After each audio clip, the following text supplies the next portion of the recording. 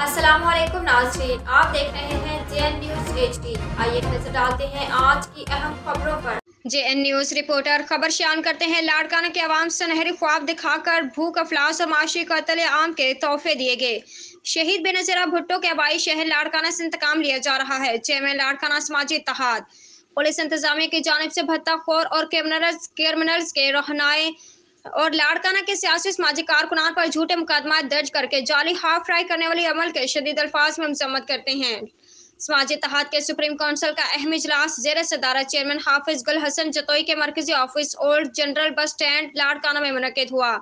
इजलास में लाड़काना समाजी इत्तेहाद के सदर हाफिज शेख बशीर अहमद और general secretary Ahmed Bakhsh Korai, vice chairman Amdad Ali Sheikh, senior नायब सदर Liaquat Ali Imrani, vice chairman action committee comrade Nasir Ahmed Kalhoro जिन में मौजूद।